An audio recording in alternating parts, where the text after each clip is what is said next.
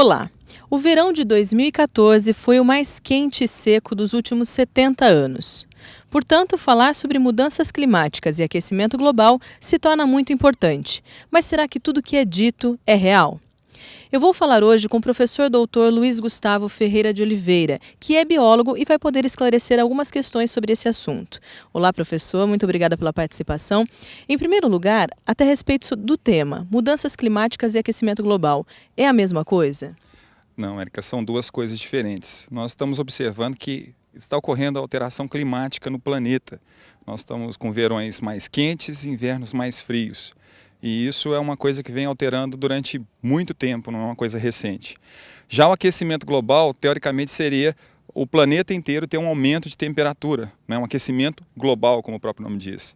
E os últimos dados que a gente vem analisando mostram que o que está acontecendo é o contrário. Nós temos no global um resfriamento, mas verões mais rigorosos e invernos bem mais rigorosos também, com temperaturas muito mais baixas do que o normal, assim como no verão a temperatura é muito mais alta do que o que vinha acontecendo antes, né? Se a gente observar no tempo geológico, nos milhões de anos, a Terra passa por períodos quentes e frios, e isso é normal. A diferença é que no passado geológico nós não estávamos sobre o planeta, né? Eu digo sempre que a gente está sujeito a todas as dinâmicas que o planeta tem. Se ocorrer um terremoto e a gente estiver sobre a placa que sofreu o terremoto, a gente vai sofrer com esse terremoto, né? E nós estamos sofrendo com uma alteração climática que é natural, que é previsível de acontecer, né? Algumas coisas que o homem faz podem modificar localmente, mas não globalmente, segundo as últimas pesquisas. Eu reparei que você disse teoricamente, mas muitas pessoas dizem que nós vamos sofrer cada vez mais. Então, o que é exatamente o aquecimento global? Bom, na década de 40 do século passado, surgiu uma teoria de pesquisadores ligados à antiga União Soviética, em contraposição aos americanos, que nós estávamos tendo um resfriamento global. Que se a gente observar no tempo geológico, né, nós tivemos uma glaciação há 11 mil anos, então a gente sai de um período frio, a tendência é ir para um período quente, já chegamos na máxima desse período quente, a tendência agora é voltarmos a uma era mais fria, né? Mas aí, meados de 70, 80, a industrialização aumentou, países começaram a se desenvolver e talvez haja uma preocupação econômica de alguns países que, para que tenha desenvolvimento, tem que haver algum tipo de modificação, não é?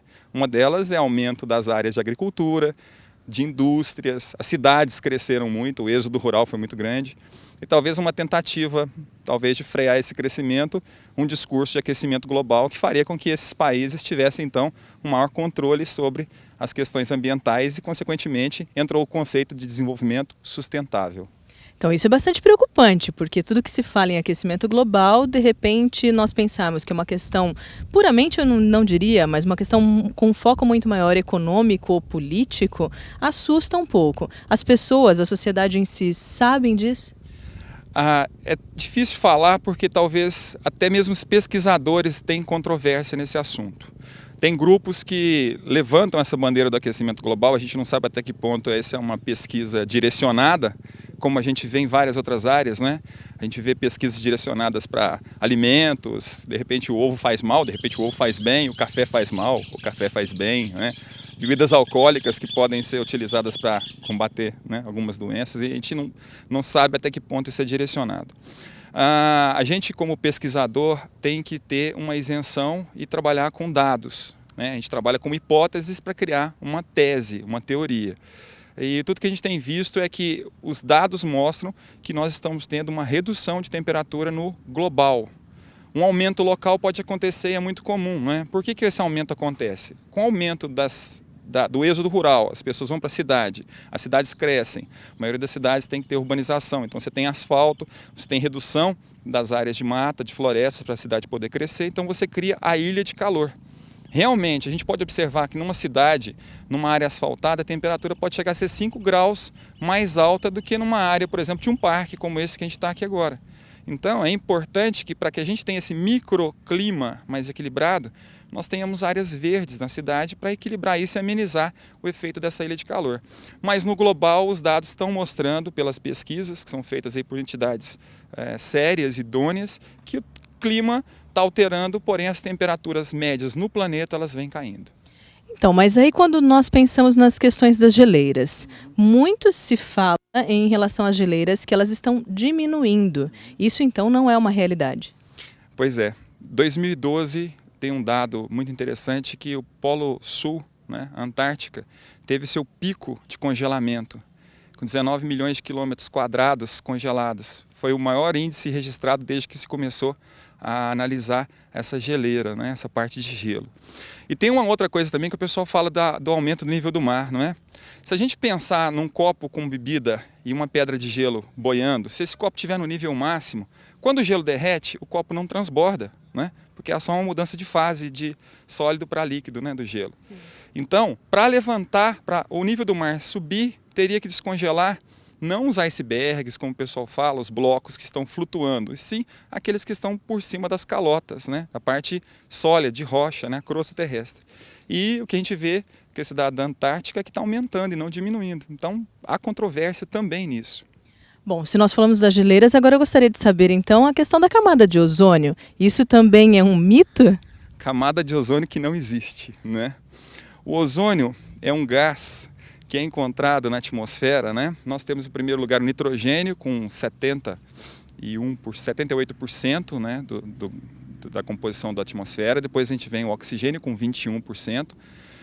O gás carbônico, que é um vilão, ele é 0,035% da nossa atmosfera. E o ozônio, que é esse gás que protege a gente contra a radiação ultravioleta, realmente ele é importante, né? Quando ele passa de ozônio para oxigênio, nessa mudança, ele absorve essa energia para poder transformar em oxigênio. Então ele é importante mesmo. Mas ele não chega a 0,000007% e não consegue formar camada. O ozônio ele varia durante horários do dia, latitude, né? Varia de local para local, varia durante as estações do ano, varia de acordo com fatores climáticos. Então, não existe realmente uma camada de ozônio que pudesse sofrer buraco. Se a gente observar, tem áreas que não tem ozônio sobre a Terra e tem áreas onde o ozônio está altamente concentrado. Isso pode variar durante um dia, por exemplo. Então, mas e a nossa sensação? Porque a minha sensação, particularmente, é que nesse verão ele foi muito mais quente. E aí é lógico que nós atrelamos isso ao aquecimento global.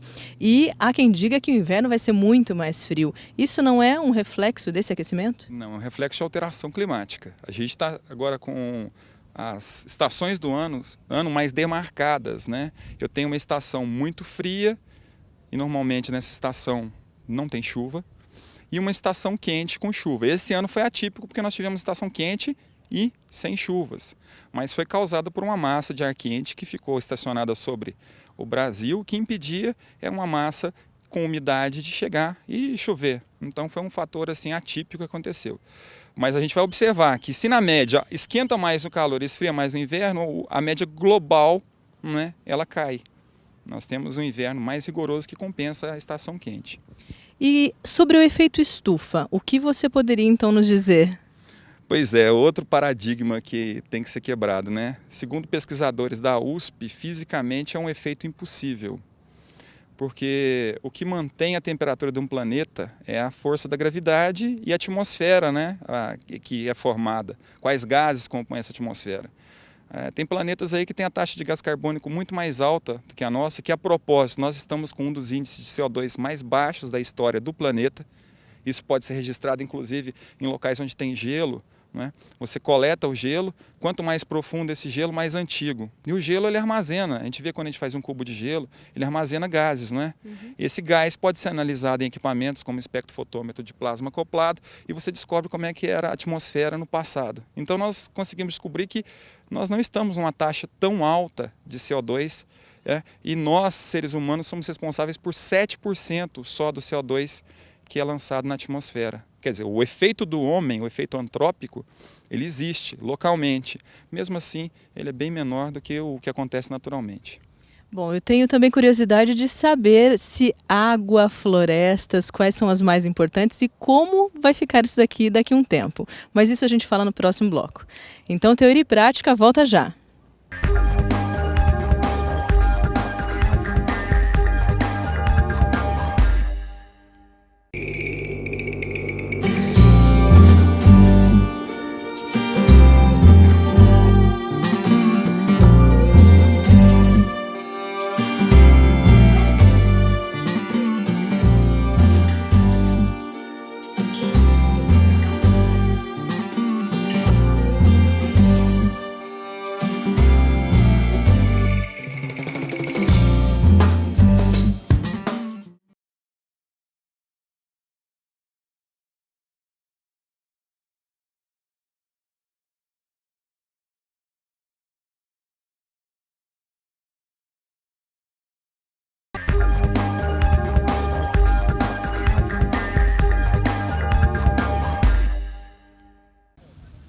Preservação ambiental e mudanças climáticas. Será que as florestas são realmente importantes na mudança do clima? Bom, professor, as florestas será que influenciam mais no clima ou o clima influencia nas florestas? Bem, Érica, eu sou biólogo e eu acho importante a gente falar da questão da preservação ambiental. As florestas são imprescindíveis para a questão da água porque elas protegem esses mananciais, as nascentes, as margens dos rios, córregos, ribeirões, represas, né? Tanto que nós temos uma legislação que diz a respeito da preservação das matas ciliares e das áreas de nascente. Mas se a gente for observar, a gente imagina, por exemplo, uma floresta muito grande num local onde chove muito. Nesse local, chove porque tem floresta ou tem floresta porque chove? Na verdade, tem floresta porque chove. A questão da água, ela determina que tipo de vegetação a gente vai ter. Não é? A gente pode observar, por exemplo, se a gente for num local onde tem musgos, né? Normalmente nascem em locais úmidos. Se nós retirarmos esse musgo e levarmos para outro local, ele vai morrer, o local não vai ficar úmido. Então o local é úmido e tem musgo, não é úmido porque tem musgo. Não é? No nosso caso, a floresta amazônica, eu posso dizer que ela é o pulmão do mundo ou o pulmão do Brasil? Nós usamos esse epíteto, né, pulmão do mundo, durante muito tempo, até para nos vangloriarmos de ter uma floresta tão exuberante como a floresta amazônica, mas ela não é o pulmão do mundo, né? Na verdade, quem faz mesmo a parte mais grossa da fotossíntese são as algas do fitoplâncton que estão nos oceanos. O planeta ele é coberto 3/4 por água. E desses 3/4 de água, que é o planeta, 2,5% é água doce. E desses 2%, a maioria está nas geleiras. Então a gente tem muito pouco água doce potável, né, para consumo. Tanto é que a gente tem alguns dados. 1 bilhão e 100 milhões de pessoas não têm água potável no mundo para beber, né? E aí vem todas as doenças também que a água traz. Então o interesse maior, talvez, que alguns países tinham na Amazônia, que era levantado a exuberância da floresta como o fator principal, talvez o mais importante é a água, né? Sob a Amazônia, além de nós termos a água do lençol, nós temos um dos maiores aquíferos do mundo, né? Que é o Alter do Chão. Muito maior do que o aquífero Guarani, que a gente está sobre ele aqui, nessa região onde a gente mora, né? Então é importante. Ele está sob a Amazônia, é isso? Isso, sob a Amazônia. Tanto é que a gente pode observar um fato que aconteceu em 2010. Nós tivemos uma seca na Amazônia e a primeira expectativa, lógico, com seca é que houvesse diminuição da floresta. Depois disso, os pesquisadores foram observar, a floresta aumentou. Por que a floresta aumentou? As árvores muito grandes têm raízes profundas e conseguem extrair essa água que está em subsuperfície. E o fato de chover menos fez com que tivesse maior insolação. Mais sol, ainda tinha água lá de subsuperfície, as plantas cresceram ao invés de morrer. Se eu considerar então a questão do interesse dos Estados Unidos pela Amazônia, não é puramente em relação a árvores, a plantas? Dizem que a próxima guerra mundial vai ser causada pela falta de água. E a gente ainda pode pensar que a Amazônia tem recursos ali minerais, como gás, nós temos jazidas de ouro. Isso talvez seja de um interesse financeiro muito maior do que o interesse de deixar a mata em pé. Aqui nós estamos numa represa considerada artificial. É possível dizer que a água, não só dessa represa, mas a água mundial, ela pode de fato se esgotar? Então, a água no planeta ela não vai esgotar em quantidade, né? Porque nós temos um sistema cíclico e fechado. A água evapora, depois ela volta e ela não vai acabar em quantidade. Mas em qualidade a gente já está vendo que nós estamos tendo redução da qualidade da água. As cidades hoje, talvez o maior desafio seja o crescimento sustentável, principalmente em relação à água. Todas as cidades elas começam nas margens de um curso d'água, não é? E o fator principal para essa cidade estabelecer e ter sucesso é a questão da água. Mudanças climáticas locais já influenciaram várias populações. Os maias, por exemplo, incas, talvez tenham desaparecido porque eles esgotaram os recursos na região onde eles viviam, talvez faltou água, faltou alimento e a sociedade não pôde se manter. Então nós temos que preocupar realmente com a questão da água, que é um dos pontos principais desse século agora em termos ambientais. Mas se a gente pudesse dar uma sugestão até à população de como frear ou como auxiliar esse processo do aquecimento global e até o tratamento dessa água, pensando sustentavelmente, qual seria a tua sugestão?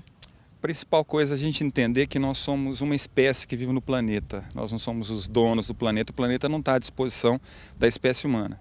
A gente usa todos os recursos, a gente usa a água, a gente usa o solo, a gente usa o ar para uma série de coisas e a gente tem que pensar que esse sistema ele tem que ter um período para autodepuração e nós temos coisas que a gente pode fazer também. Consumo consciente talvez seja o mais importante para esse século.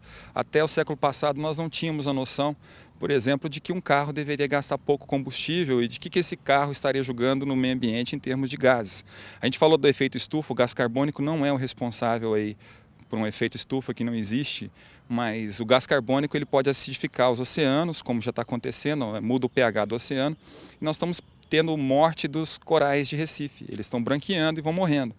É um desequilíbrio muito grande, é uma coisa muito preocupante, muito importante, então nós temos que pensar nessas consequências que o planeta está sofrendo pela nossa ação. Não que nós tenhamos o poder de mudar a questão do clima, como o pessoal fala, mas nós mudamos, aí alteramos vários cenários em que esses seres vivos que convivem com a gente estão. Isso é que é importante. Existe algum acordo global, algum acordo mundial em relação às mudanças climáticas? Existe. Até a década de 80 do século passado, eu lembro muito bem que a questão ambiental era sempre colocada em segundo plano, né? Se você tinha um carro que consumia muito combustível, não era problema, né? O petróleo, um combustível fóssil, ninguém preocupava com isso.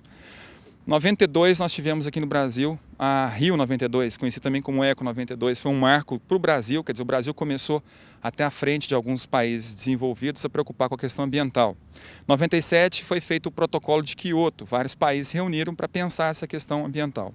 Esse protocolo venceu em 2012 e foi renovado de 2013 a 2020, com várias cláusulas que os países que assinaram têm que cumprir para tentar manter o meio ambiente dentro de padrões aceitáveis para que a gente possa ter futuras gerações com saúde também. E, por último, professor, em relação ao Brasil, você me diz que ele está melhor ou pior que outros países? Bom, na questão ambiental, diferente de outras, nós não somos o pior nem o melhor, né? Nós estamos ali no meio. O Brasil é o 12º no ranking de países que emitem gás carbônico. Em primeiro lugar, a gente tem a China, com 50% a mais o segundo, que é os Estados Unidos. Tá? A China, com a população grande que ela tem, a industrialização e até mesmo o crescimento econômico, isso é uma consequência que está acontecendo. O Brasil, em 1965, nós tivemos o Código Florestal, que era o código mais restritivo do planeta. E eu concordo que esse código tem que ser restritivo, porque a gente só preserva aquilo que ainda tem para ser preservado. E o Brasil ainda tem 60% das suas áreas de mata nativa aí, em pé. Então nós temos que ter um sistema que preserve isso. Só que com as alterações que ocorreram agora nessa mudança do Código Florestal, 58% das áreas desmatadas que deveriam ser reflorestadas, elas vão receber anistia. Então já é preocupante o que a nossa lei retrocedeu nessa questão de preservação. Mas o Brasil ainda tem o que preservar, por isso que é importante, principalmente a educação ambiental, para que as futuras gerações possam ter esses locais bonitos, com água, né, com qualidade do ar, para a gente poder usufruir disso para as próximas gerações também, né? Professor, muito obrigada. De fato, assim, me surpreende, porque várias coisas que são faladas na mídia, você conseguiu quebrar alguns mitos com essa entrevista. Obrigada pela participação. E é isso aí. Esse é o professor Dr. Luiz Gustavo Ferreira de Oliveira e o assunto do Teoria de Prática de hoje foi mudanças climáticas e aquecimento global. Para algumas sugestões ou dúvidas, nos envie um e-mail teoriaepratica@uniararas.br. Até a próxima.